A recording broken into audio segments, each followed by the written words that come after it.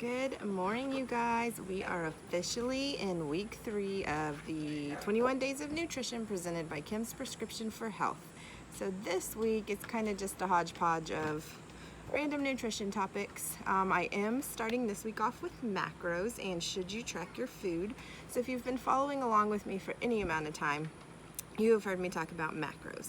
And when I talk about macros, I'm referring to macronutrients, which are the parts of your food that contribute calories. So proteins, carbohydrates, fats, and alcohol. All food is composed of one or more macros, and research has found that eating enough and hitting certain ratios of your proteins, carbs, and fats can positively impact your body composition, meaning it can help you decrease stored body fat and increase lean muscle mass. Many of the diet programs on the market, so some that we talked through last week, like keto, Weight Watchers, any kind of calorie restriction program, typically require some sort of tracking, whether it be the calories, macros, points, if we're talking about Weight Watchers. So that brings us back to the question, should you be tracking your food? So I was actually introduced to the macro tracking strategy, I'd say a good 10 years ago, and it was at a time when I was still trying to rely solely on workouts and restricting calories to lose weight. And that old pattern of work out more and eat less led to a history of disordered eating and a very negative relationship with food. So it was good timing for the macro strategy to come in, and this new strategy really helped me understand how much I should be eating and how to appropriately fuel my workouts, because I've always worked out really hard. I've always combined endurance training, strength training, HIIT workouts, but really my mindset was always, oh well, I'll just work out hard. The diet isn't that important, or nutrition's not that important, or as long as I'm eating less than I am burning in my workouts, I'm going to be fine and lose weight. And while that is true, and you will lose weight when you're restricting calories significantly and working out, that weight is going to include muscle mass. And I know you've heard me say it before, and I'll say it again, muscle mass is directly related to metabolism. So we do not want to burn through muscle mass. We want to appropriately fuel our bodies with enough protein, carbs, and fat to maintain and build muscle while decreasing body fat. So the macro tracking strategy was how I was able to fuel my body appropriately, still work hard in my workouts, and then see the body composition changes that I was looking for. So increased muscle mass, decreasing stored body fat, starting to see some muscle definition, that tone look that we're all kind of working towards. And I was much healthier overall because I was fueling appropriately. I wasn't starving myself. I wasn't having those side effects that I shared in that MyFitnessPal blog the other day when you're under eating and working out hard. So tracking your food. So for the first time, this can kind of be pretty eye-opening. I found that most of my clients that follow a standard American diet, or when they come into the program, are not getting enough protein, which means they're consuming mostly high carb and high fat foods, and high carb and high fat is the recipe for fat storage. So tracking macros, number one, can help you understand how much you're consuming right now, and number two, can help you understand what a full day of eating towards your goals should look like. So let's just run through some of the pros and cons of macro tracking.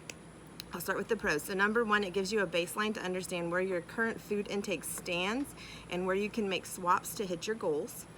It provides sort of a blueprint or an outline to help you get started implementing healthier nutrition habits. So this can guide your meal planning if you're going to look to start meal planning for the week. It can help you include your favorite foods and treats into your goals. So you're not having to restrict an entire food group. You're not having to look at foods as good or bad, or, oh, I can't have this. Since all food contains macros, really everything can fit into your goals. So this helps you kind of understand where those pieces fit and can help you still hit your goals while enjoying your favorite foods, so you don't have to feel like, oh, I ate this pizza, so now I'm off track, I just have to give up. It definitely helps change that mindset a little bit in the way you look at food. And then it can also set you up to eat intuitively. So this is listening to our bodies, eating when we're hungry, and helping fuel your body with exactly what it needs to function at max efficiency. Number 3, it can help you feel in control of your food choices. So food, like I said, should not be viewed as good or bad, but it's fuel. It's fuel to help you feel and perform your best. And tracking macros helps you switch your mindset into thinking of food as fuel, and not as comfort or bad or good, or some of the negative ways that a lot of people currently look at food. Number 4, tracking macros instead of calories helps shift our focus from the unhealthy calories in versus calories out mindset, and instead helps you focus on fueling your body appropriately and giving it what it needs. Number 5, all of these things together that I just mentioned, all these things together lead to what we call food freedom, which is one of our favorite parts of the Faster Way to Fat Loss, and it's been huge for me because I did mention I have a history of disordered eating and a really negative relationship with food, so this food freedom has been key to my success and my health overall. So by implementing this, you can feel more in control of what you put in your mouth. You feel empowered by the knowledge that you are choosing the foods that you enjoy, but also the foods that you know provide your body with the energy and the nutrients that it needs.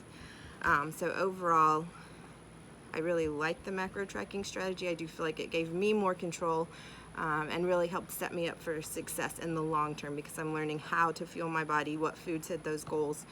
So it's been really, really good for me. Some of the cons for macro tracking: it does take time and effort in the beginning to develop this new habit. To be successful, you really have to plan ahead and enter pretty much your full day of eating before you even take your first bite. I talk about this a lot in my groups because planning ahead, it's hard to know, because different macros contain different foods contain different macros. It's almost hard to tell how, even if you think you're eating something with protein or fat, it's gonna make your percentages or throw everything off. So planning ahead is key. Macro tracking apps like MyFitnessPal does build a database of your favorite foods, which makes it easier. And once you get the hang of it, it really is easier to wing it. So you won't always have to plan ahead, but in the beginning it is very important until you get it down, to plan ahead to ensure that you're successful.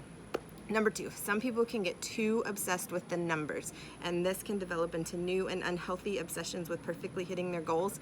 If this is something that's going to create new unhealthy habits for you, then this is not the best strategy for you. Number 3, having the freedom to include any and all foods may be too tempting for some people, and they may feel less in control with this program than another program that provides structure. So if that is you and you have tried it before, or you want to give it a shot and you feel like this might be you, then maybe this is not the best option for you.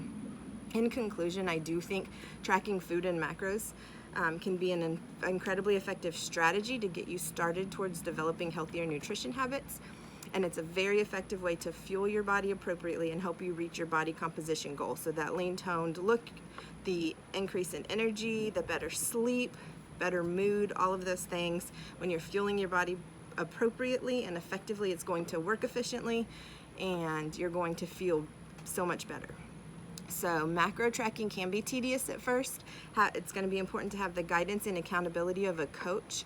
That's absolutely key to long-term success. And in the Faster Way to Fat Loss program, the ultimate goal is learning to eat intuitively, like I said. So learning how, kind of shooting for your goals as a baseline, but really eating until about 80% full, or listening to your body and listening to your hunger cues, and not just trying to hit a goal, which in the long term means you will not have to track forever.